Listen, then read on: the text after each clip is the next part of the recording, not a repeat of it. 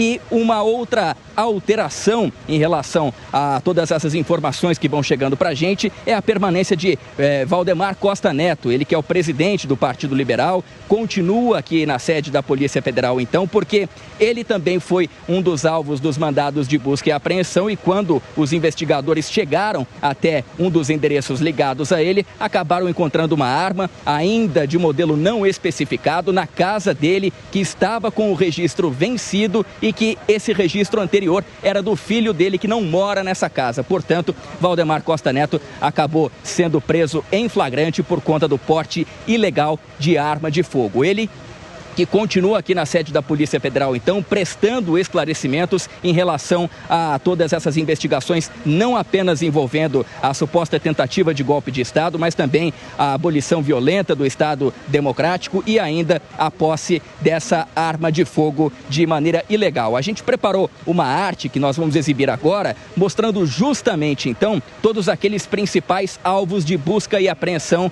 nessa operação deflagrada pela Polícia Federal nessa quinta-feira. O primeiro nome que a gente destaca ali é o do general Walter Braga Neto, ex-ministro da Defesa e da Casa Civil, ele que inclusive foi candidato à vice-presidência na chapa de Jair Bolsonaro em 2022. Logo depois, general Augusto Heleno, ex-chefe do Gabinete de Segurança Institucional, general Paulo Sérgio Nogueira, ex-ministro da Defesa, general Estevam Teófilo Gaspar, ele que era chefe do Comando de Operações Terrestres do Exército, almirante Almir Garnier Santos, ex-comandante-geral da Marinha, Tércio Arnaud, ex-assessor de Bolsonaro, Ailton Barros, coronel reformado do Exército, e Valdemar Costa Neto, que, como a gente citou, é o presidente do Partido Liberal e acabou sendo flagrado com o porte ilegal de uma arma de fogo na casa dele. Em uma outra arte, para encerrar então essa nossa primeira participação, Evandro, a gente aponta ali os assessores que são alvos da Polícia Federal. Felipe Martins,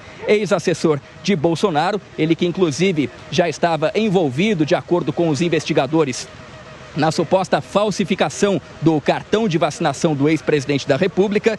Marcelo Câmara, ex-assessor de Bolsonaro, Bernardo Romão Correia Neto, coronel do Exército, e Rafael Martins de Oliveira, major do Exército. Esses, portanto, são os principais nomes que são alvos dessa operação deflagrada pela Polícia Federal, Tempus Veritatis, e que continua em andamento. A informação que a gente tem até o momento, Evandro, você que está assistindo a Jovem Pan, é que Valdemar Costa Neto continua aqui na sede da Polícia Federal, prestando esclarecimentos em relação a tudo que foi imputado a ele, e a gente volta a qualquer momento, então, quando novas informações forem repassadas aqui pra gente. Evandro. Muito obrigado pelas informações, André Anelli. Qualquer atualização, né, ao longo dessa tarde aqui, você conta pra... E eu quero trazer mais um fato aqui, que foi, né, a prisão ali de Valdemar Costa Neto por conta do porte ilegal de arma que foi encontrada com ele. Costa Neto segue ali prestando depoimento, como contou pra gente o André Anelli. Há também investigações em torno do PL e o senador do PT, Humberto Costa, pediu ao Procurador-Geral da República, Paulo Gonet, e isso aqui é mais um fato novo nessa história toda, ele pediu a abertura de uma investigação contra o PL, o partido. O senador quer a cassação do Partido Liberal depois desse relatório da Polícia Federal apontar o uso da estrutura partidária para a elaboração de uma minuta golpista e para a disseminação de informações falsas contra o sistema eleitoral. E aí eu quero que vocês coloquem aqui, né, a opinião de vocês e o ponto de vista sobre a situação em que se encontra Valdemar da Costa Neto neste momento e também com esses novos pedidos em torno, esses novos pedidos em torno do PL. E aí, hein, Fábio Piperno? Primeiro que eu acho que esse é o episódio menor diante disso tudo. O sujeito está com uma arma, ele não tem porte e tal. Vamos verificar o que diz a lei, mas me parece que ele não estava usando essa arma de forma ameaçadora. Então, a arma estava lá, guardada, alguém achou, então que ele pague multas, que seja punido, que tomem lá os depoimentos dele. É importante saber de onde essa arma veio, qual a procedência dessa arma, já que se ele não pode usar, se ele não pode ter uma arma e tinha, é importante que se saiba isso. Mas de tudo que aconteceu hoje, isso é o menos importante. Em relação a esse pedido para caçar o registro do PL, é um evidente exagero aproveitar aí também o momento político para causar mais um incômodo lá do outro lado, até porque mesmo que alguém tenha usado a estrutura do PL, o PL é um partido com dezenas, centenas e milhares de filiados. Se alguém fez isso de forma ilegal, inadvertida ou por engano, sei lá o quê, esse alguém também que seja punido e não, obviamente, a agremiação toda. O cara que está lá no Amazonas, ele não tem culpa de que alguém, se alguém usou uma sala ou alguma instalação do PL para exatamente promover esse tipo de ato. Só pegando uma carona no que disse o Dávila. É verdade, inclusive o general Freitas Gomes, nessa mesma reunião, teria dito que o alto comando do Exército não apoiaria esse tipo de aventura. Isso é verdade. Então, o que é importante nisso é exatamente separar a instituição das suas maçãs podres. E é evidente que elas estão lá, que elas participaram dessa urdidura.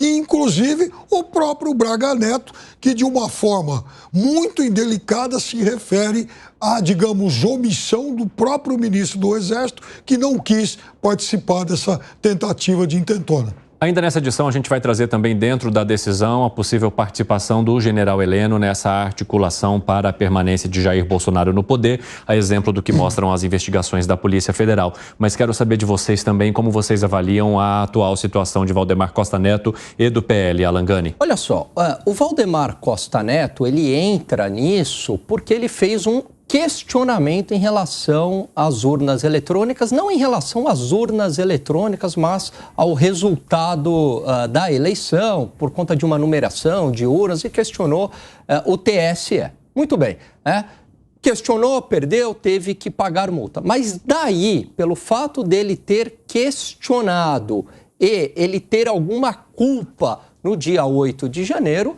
existe um abismo, né? O direito, ele precisa de um elemento concreto. Eu não posso simplesmente acusar alguém porque promoveu um contexto. Seria a mesma coisa que o Adélio, né, deu uma facada no Bolsonaro e ali, naquela época, havia todo um contexto na mídia, né? Muitos comentaristas, jornalistas chamando o Bolsonaro de fascista, alguns até pedindo a morte dele abertamente, mesmo que de maneira metafórica. Eu não posso dizer o seguinte: olha, esses jornalistas também devem ir para a cadeia porque eles foram indiretamente responsáveis pela facada do Adélio, porque o Adélio, na sua cabeça psicótica, resolveu dar uma facada no Bolsonaro por acreditar que ele era um fascista, ele era um mau. Eu não posso fazer isso. Então, o único fato aí que sustenta, né, a princípio, essa prisão aí do Valdemar Costa Neto, mas eu acho que é um fato também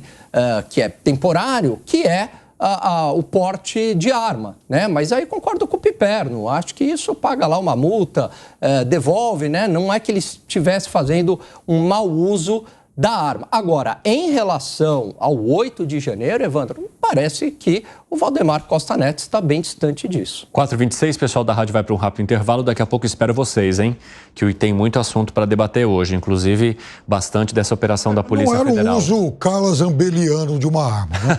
não. Carla Zambelliano, por conta daquele episódio durante as eleições em que Carla Zambelli perseguiu uma pessoa aqui no bairro dos Jardins, em São Paulo, com arma em punho, depois de se dizer ofendida por ele. Diga, Gustavo Segré. Depois de toda a roubalheira que o PT fez, essa questão de Humberto Costa pedindo a anulação do PL é mera especulação política, como muito bem indica Piperno. Nunca teve, eu acho que na história do mundo, tanto presidente, tesoureiro e secretário-geral de um partido preso em quantidade como teve o PT. E está aí, continua disputando eleições, então essa questão é puramente especulativa. Claro, a situação do Valdemar Costa Neto não se justifica. Ninguém pode ter uma arma ilegalmente falando. Pelo que a imprensa noticiou, aparentemente seria do filho, ou estaria tendo o registro do filho. Terminou o registro, isso não foi validado e, de alguma maneira, então, tem uma arma que não está legalmente para estar aí. Isso deve ser investigado também. Sim, a questão da arma é o de menos mesmo. O que eu quero, detalhe menor. Ela serviu como uma detenção para para Valdemar Costa Neto, mas eu acho que o ponto aqui que eu gostaria de ouvir de vocês é justamente em que situação que está agora Valdemar Costa Neto no ponto de vista de vocês, não em relação à questão da arma, mas sim ao fato dele estar prestando depoimento à Polícia Federal por conta de uma investigação que mira também articulações para tentar impedir que um presidente, que caso não fosse Jair Bolsonaro, assumisse o poder. Gustavo Segré. Aí é que entra a minha dúvida, porque se não fosse pela arma, eu não sei se ele estaria prestando depoimento. Talvez não, era uma busca de apreensão. Sim. Teria sido a busca de apreensão e o policial federal teria se retirado da residência se não tivesse. Mas independentemente disso, ele foi alvo da Polícia Federal da mesma forma que os outros. Sim. Então, vamos lá. Eu vou eliminar a questão da arma e a prisão dele por conta da arma. Qual é a situação de Valdemar Costa Neto nessa história toda, na visão de vocês? Isso que deve responder a justiça, mas uma colocação me gera dúvidas. Quando você tem, e eu tenho lido muito da história de golpes de Estado desde 503 a.C., que foi o primeiro. E não era somente golpe de Estado efetivo, senão em grau de tentativa. Alguém tentou. E sempre a característica era, tinha um líder que estava na frente de todo mundo, que na hipótese de vencer com essa sua teoria de golpe de Estado, ele se colocaria como a pessoa que ocuparia a presidência pela destituição, através do golpe da autoridade nesse momento. Isso não foi observado. Então, quem era? Vamos imaginar por um momento que era um monte de gente que ia buscando o golpe de Estado e que teria conseguido. Quem seria a pessoa que ia ocupar esse lugar de eu estou tomando o poder no Brasil? Não apareceu até agora. Eu não consigo identificar quem é.